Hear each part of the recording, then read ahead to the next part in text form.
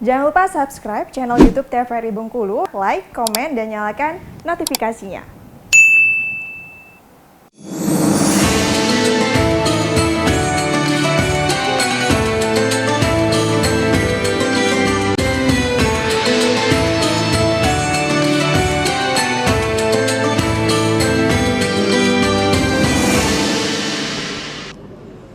Pemirsa, terima kasih tetap bersama kami dalam acara Mutiara Kolbu, dan kita masih ada waktu untuk bertanya dengan Pak Ustadz. Nih kayaknya spesial pertanyaannya ini.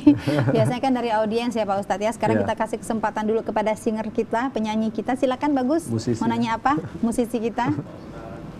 Waalaikumsalam. Mohon petunjuk di sini. Jadi saya ini punya teman, ya. Si A sama si B nih, Ya. teman satu tongkrongan. Jadi ada suatu waktu tuh mereka beda pendapat, jadi ribut gitu kan.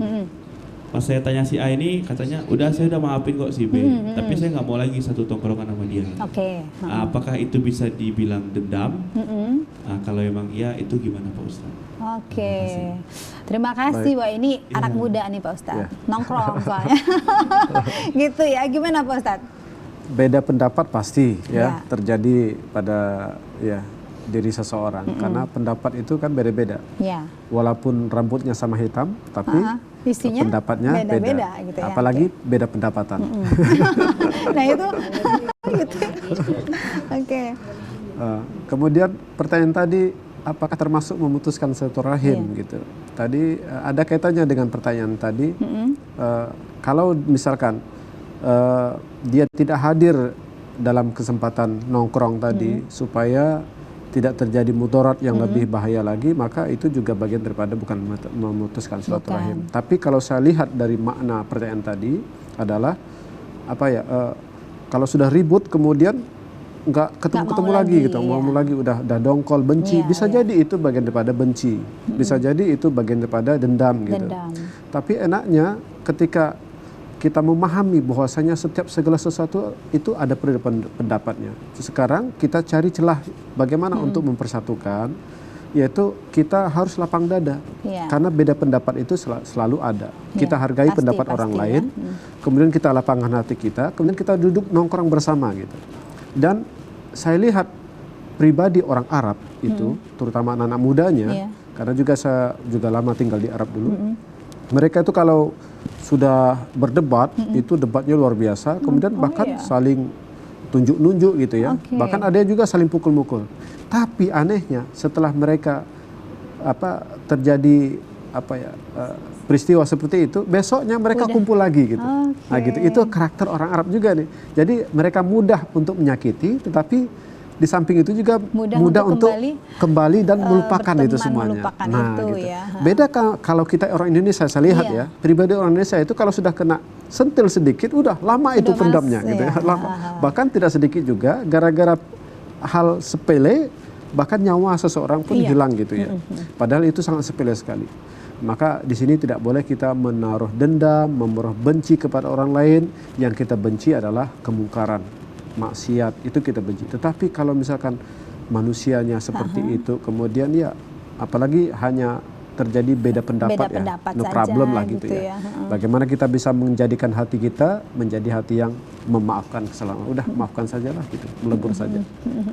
Jadi bagaimana Bagus? Ya. Jadi yang tahu sebetulnya kondisi sebenarnya itu Bagus ya. Bagaimana cara dia menyampaikan. Kalau betul-betul ternyata tidak mau nongkrong lagi, itu pasti sudah termasuk memutuskan silaturahmi, begitu ya.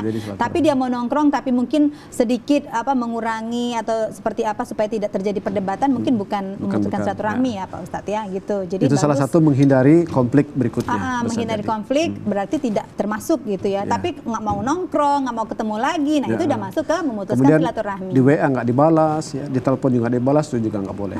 Tapi bukan Andre sama Bagus kan? Soalnya kan A sama B tuh. A Andre, B-nya Bagus. Enggak ya? Oke. Pak Ustadz, kita masih ada waktu sekitar 4 menit lagi. Jadi mungkin Pak Ustadz bisa menjawab. Oh iya, tadi saya nanyain pas off air ya. Jadi gini Pak Ustadz, tadi kan Pak Ustadz menyinggung tentang sumpah serapah begitu ya. Ada beberapa kali saya mendengar begitu dari cerita orang tua saya bahwa ada seseorang nih yang memang kehidupannya sekarang cukup menderita, kemudian tidak ada kesuksesan sama sekali baik dari diri dia, anak dan cucunya. Setelah saya bertanya begitu, si ibu menjawab bahwa itu adalah hasil sumpah serapah dari neneknya, karena dulu beliau melawan sama neneknya, lalu neneknya menyumpah dan terjadilah seperti ini. Nah, apakah betul itu bisa terjadi? Itu yang saya tanyakan Pak Ustadz, tapi nanti sekaligus dijawab juga untuk kesimpulan juga sekalian ya Pak Ustadz ya, karena waktu kita tinggal 4 menit. Silakan. Baik, terima kasih. Sumpah serapah sebenarnya tidak baik dalam agama Islam. Jadi mengapa? Karena dalam ayat Al-Quran itu dikatakan wa qulu linnasi husna. Bicaralah kepada semua manusia. Manusia ini artinya diakah muslim ataupun tidak muslim ya, tetap berkata-kata yang baik. Itu perintah dari Allah Subhanahu wa taala.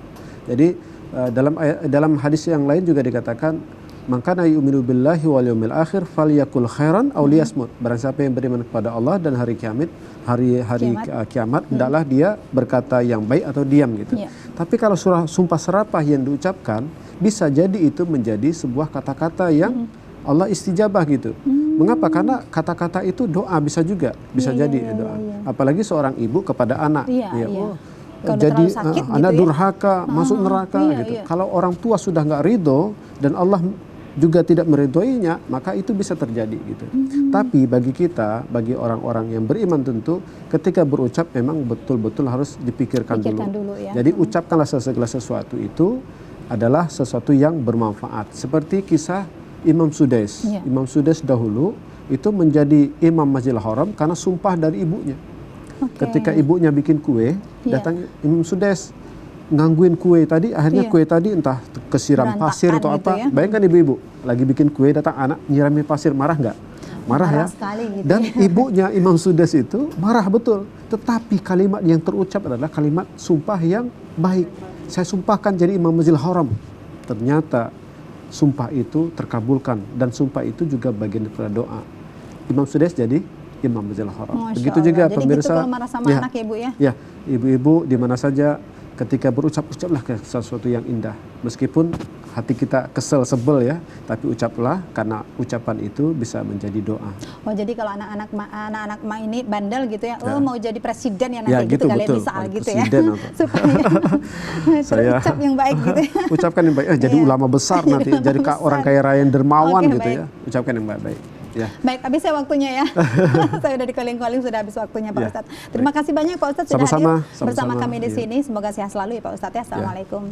Waalaikumsalam warahmatullahi wabarakatuh. Ya, dan ibu-ibu dari Majelis Ta'lim Jaudah Salimah, terima kasih banyak sudah hadir bersama kami di sini dan juga terima kasih banyak untuk partisipasinya. Semoga next kita bisa berjumpa kembali ya ibu-ibu. Dan pemirsa, demikian acara Mutiara Kolbu kita hari ini. Tadi kita berdiskusi tentang pribadi pemaaf. Semoga kita semua yang hadir di sini dan juga Anda yang menyaksikan bisa menjadi pribadi pemaaf dan juga bisa mendapatkan ridho dari Allah Subhanahu wa taala. Dan seperti biasa pemirsa, acara ini akan diakhiri satu lagu yang akan dibawakan oleh Bagus dan juga Andre. Saya Ranti Putri yang mohon undur diri.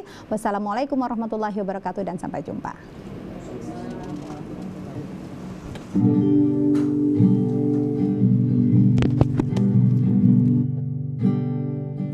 Obat hati ada 5 perkaranya. Yang pertama, baca Quran dan maknanya. Yang kedua, sholat malam dirikanlah. Yang ketiga, berkumpullah dengan orang soleh. Yang keempat, perbanyaklah berpuasa. Yang kelima, zikir malam perpanjanglah. Salah satunya, siapa bisa menjalani?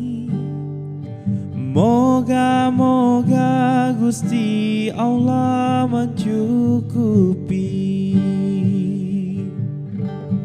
Dedi dedi de na na na na na na na na na na na na na na. Obat hati ada 5 perkaranya. pertama baca Quran dan maknanya. Yang kedua sholat malam dirikanlah. Yang ketiga berkumpullah dengan orang soleh. Yang keempat perbanyaklah berpuasa. Yang kelima zikir malam perpanjanglah. Salah satunya siapa bisa menjalani. Moga-moga Allah